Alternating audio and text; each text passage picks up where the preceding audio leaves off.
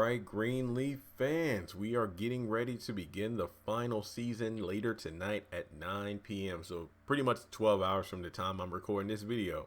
So before going any forward in the video itself, make sure you subscribe if you are new. Give this video a thumbs up, everyone watching. I'd really appreciate it. And make sure you hit the bell notification icon. That way you don't miss out whenever I post new content to the channel.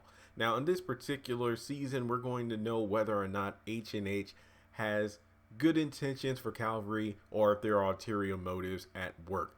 And I'm going to go with the latter due to the Going Up Yonder special, where it was mentioned. Well, I don't think it was in Going Up Yonder, but I think it was in the video that was posted to the own YouTube channel about what to expect this season, or the final season of Greenleaf. And it was brought up that H&H has sinister motives. Yeah, there we go. Sinister motives. And I think that's a given because it seems, I mean, for me personally, the biggest thing that I thought about was H&H. It was mentioned how they've done this with other churches, like integrated them. It's like, hey, we're going to come in, we're going to help, we're going to blend the congregation, we're going to do this, we're going to do that. But for Calvary, it's like we want to make this the flagship, the headquarters of all H&H's. And I'm like, what? So I'm just wondering what exactly is going to go down. Now, based on the synopsis for the episode tonight, let me pull it up here. Let's see.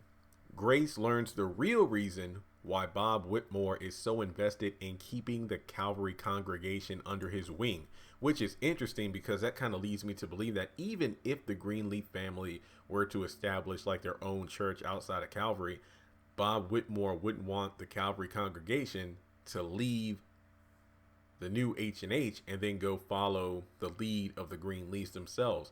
There's something else at play. I mean, he kept saying, you know, oh, we're going to make church a melting pot. You're going to have white people, black people together and this and that. And I'm just wondering what else could be at play here. So why would he want to keep the Calvary congregation under his wing rather than just getting an entirely different one?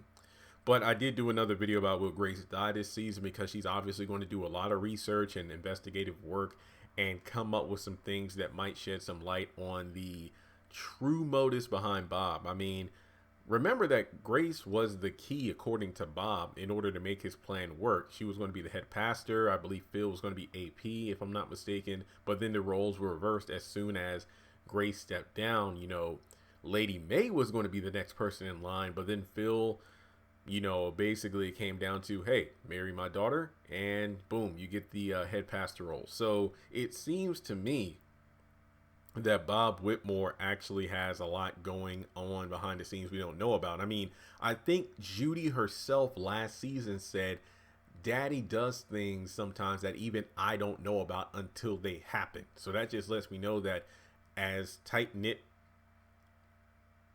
as Phil is to Bob, as well as Judy being his daughter, there are things happening that we really don't even know. I mean, excuse me, there are things going on behind the scenes that not even they fully are aware about, which definitely lets you know a few things.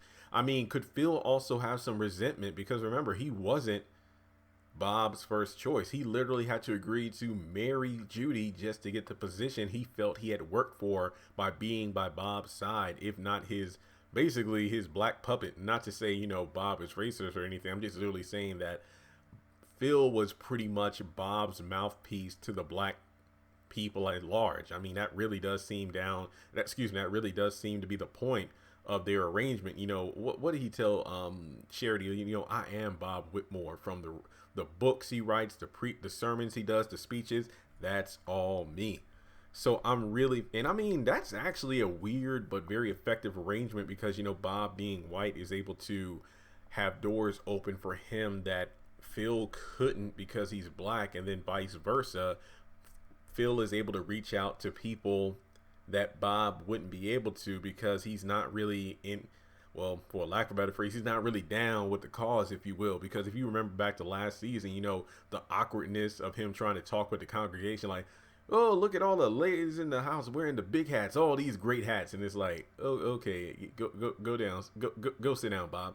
So I'm really thinking that Bob has some things going on we really don't know that may be dark, because I think it was mentioned by Bishop that there was one church where the pastor, you know, it was an H&H takeover, and then all of a sudden that pastor happened to die, and it's like, that doesn't seem coincidental at all, huh? So I'm wondering what exactly Bob has going on that we don't know about.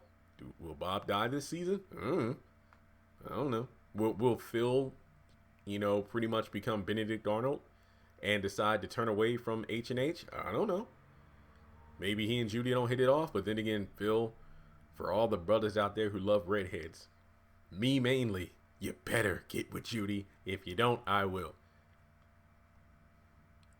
I mean, I do have degrees in, seminary, so technically speaking, I could be the Black Bob Whitmore. I'm just saying. But all that's to say, what do you think Bob is hiding? I mean, obviously, we're going to find out tonight. Well, maybe not the full story, because if Grace found out everything, then why would she be investigating? But then again, she could just be looking for evidence. I don't know. So let me know your thoughts below. Follow me on social media. Links are in the description. If you would like to donate to the channel, feel free to do so on PayPal or Cash App, or join my Patreon for as little as $1 a month.